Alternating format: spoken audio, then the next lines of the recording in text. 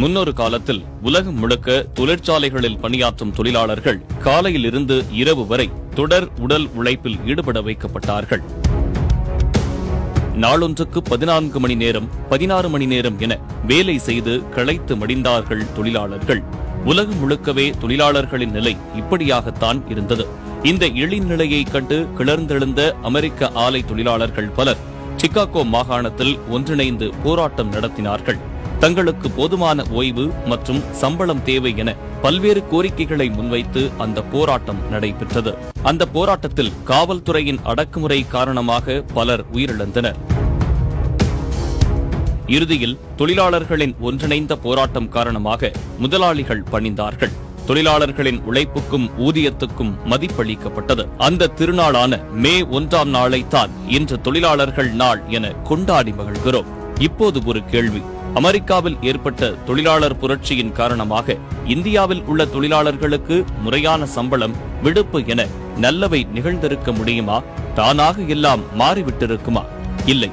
இந்தியாவில் உழைப்பாளர்களுக்கு சட்ட ரீதியான மதிப்பும் உயர்வும் தானாக வந்துவிடவில்லை. அதற்கென உழைத்து சட்டம் இயற்றி பாடுபட்டவர் டாக்டர் அம்பேத்கர்.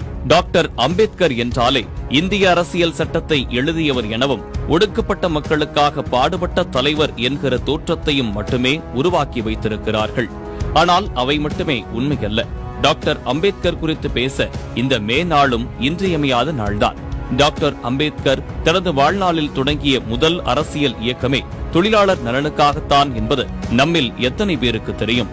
1932ஆம் ஆண்டு அம்பேத்கர் முதலில் தொடங்கிய கட்சியே சுதந்திர தொழிலாளர் கட்சிதான். அந்த கட்சியின் சார்பில் போட்டியிட்ட 15 வேட்பாளர்கள் வெற்றி பெற்று பம்பாய் சட்டப்பேரவைக்குள் நுழைந்தார்கள். பம்பாய் ஆலை தொழிலாளர்களின் பல்வேறு உரிமைகளுக்காக சட்டமன்றத்தில் குரல் கொடுத்த வரலாற்றை கொண்டவர் டாக்டர் அம்பேத்கர். 1938ஆம் ஆண்டு பம்பாய் ரயில்வே தொழிலாளர் அமைப்பின் கூட்டத்தில் அம்பேத்கர் ஆற்றிய உரை இந்திய தொழிலாளர்களின் வாழ்வில் முதன்மைத்துவம் வாய்ந்த உரை.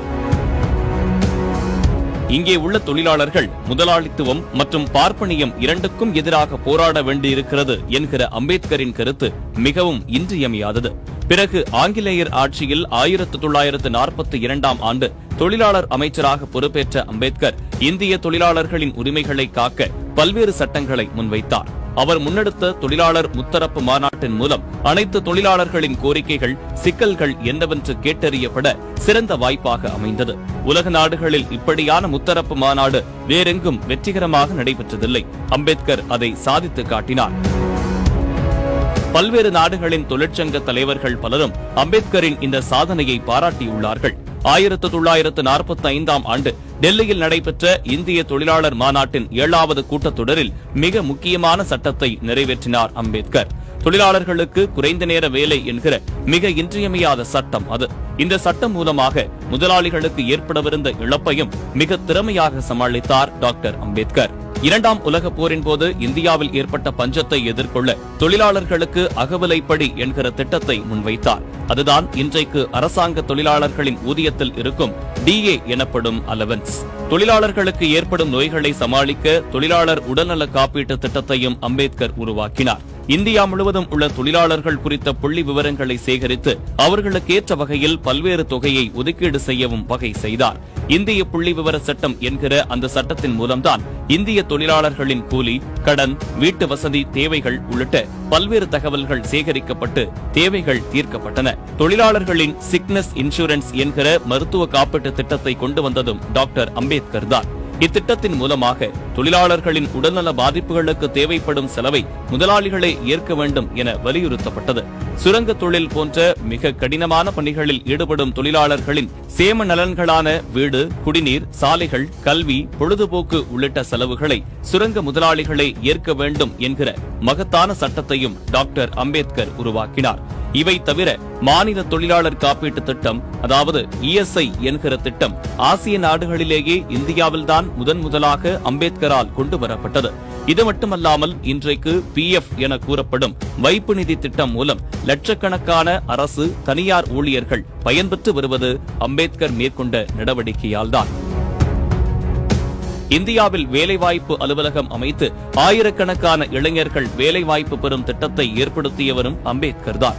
பெண்கள் குழந்தை தொழிலாளர்கள் நல சட்டங்கள் மூலமாக அனைத்து பெண்கள் மற்றும் குழந்தை தொழிலாளர்களின் பாதுகாப்பு, நல்வாழ்வு, ஓய்வு, பணி நேரம், இரவில் வேலை செய்யக்கூடாது என்கிற பல்வேறு நலன்களை சட்டமாக இயற்றி தந்தார். குறிப்பாக பெண் தொழிலாளர்கள் தங்கள் மகப்பேறு காலங்களின் போது சம்பளத்துடன் கூடிய விடுப்பு எடுத்துக் கொள்ளலாம் என்கிற மெட்டர்னிட்டி லீவ் முறையை சட்டமாக்கினார். டாக்டர் அம்பேத்கர் கொண்டு வந்த இந்த மகத்தான சட்டத்தின் மூலமாகத்தான் இந்தியாவில் வேலைக்கு செல்லும் பெண்கள் அனைவரும் இன்றைக்கு பயனடைந்து கொண்டிருக்கிறார்கள். இவை மட்டுமல்லாது இந்திய தொழிலாளர்கள் நலன்களுக்காக பல்வேறு சட்டங்களை கொண்டு வந்தவர் டாக்டர் அம்பேத்கர்.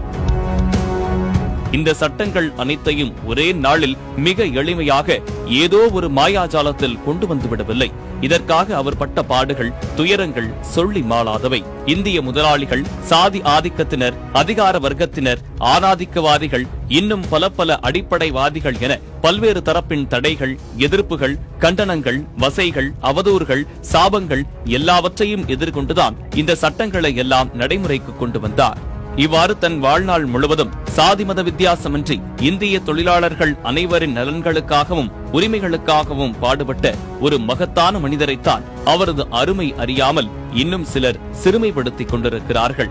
டாக்டர் அம்பேத்கரின் சிலைகளுக்கு செருப்பு மாலைகள் போடுவது, அவரது சிலைகளை சேதப்படுத்துவது, நெருப்பு வைப்பது என அவரை அவமானப்படுத்துவதாக நினைத்து அறியாமையில் இருக்கும் உழைக்கும் மக்களே, இந்த மே நாளில் டாக்டர் அம்பேத்கரின் அருமையை அறிந்து கொள்ளுங்கள். அவர்தான் இந்திய தொழிலாளர்களின் தந்தை. வி நியூஸ் 27 செய்திகளுக்காக திருவாசகம்.